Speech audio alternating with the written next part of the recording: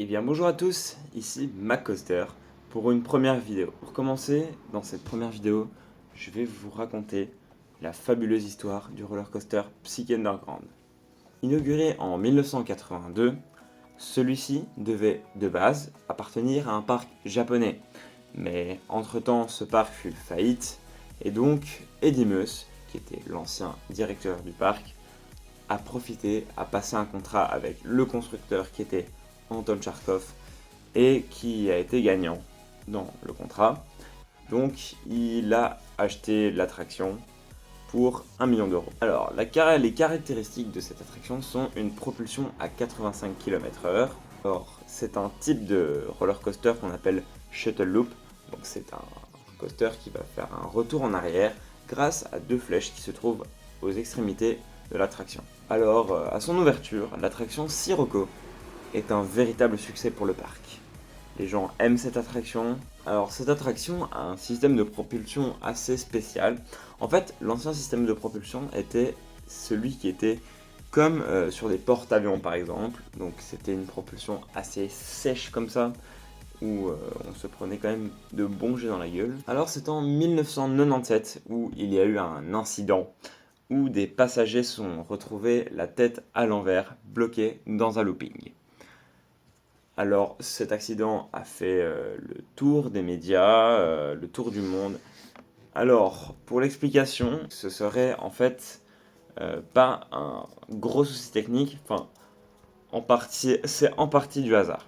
Alors là où le souci technique viendrait jouer, ce serait qu'il y aurait des pièces qui auraient cédé lors de la propulsion, ce qui aurait considérablement ralenti la propulsion du train. Pour information, les passagers ont dû attendre 90 minutes.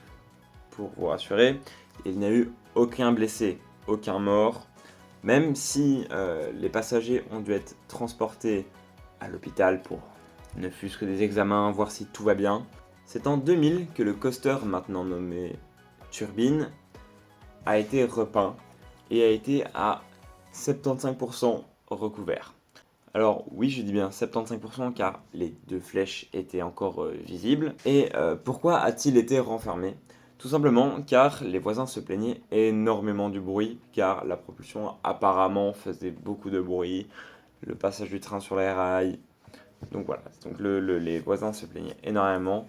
Même si bon, les voisins, on va dire que c'est pas les meilleurs voisins à avoir. Mais ça, je reviendrai plus tard sur cette chaîne. Alors maintenant, nous sommes en novembre 2008, où la version turbine fut son dernier tour.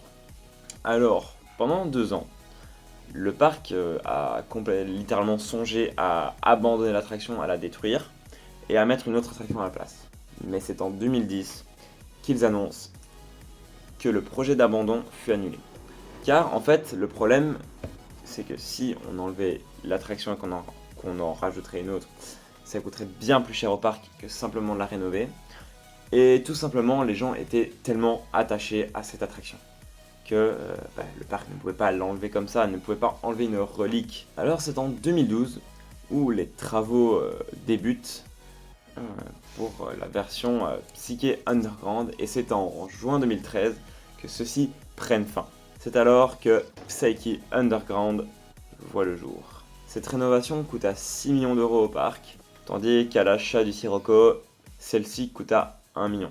Et c'est Gerstlauer qui a le privilège de refaire la zone de launch, de frein et le train. Alors maintenant, nous sommes sur un système de launch complètement différent. Nous sommes sur un système de launch dit LIM, Linear Introduction Motors. En fait, c'est un système de propulsion magnétique. Alors c'est également Gerstlauer qui a eu le privilège de refaire le train. Alors cette version Psyché Underground est complètement différente de son aspect par rapport à ses deux prédécesseurs. En fait, la version Psyché Underground maintenant est complètement renfermée. Nous avons un petit scénario par rapport au thème qui a été mis en 2013, donc sur les thèmes de musique, de battle, etc. On a une file d'attente où quand on rentre dans l'attraction, on peut voir, en fait, quand vous voyez ça, c'est tout simplement le moteur, c'est l'ancien système de propulsion de turbine.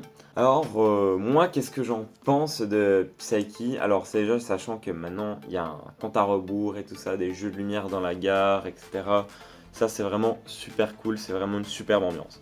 Alors donc pour ma part, Psyché c'est une attraction que j'adore, je la fais tout le temps.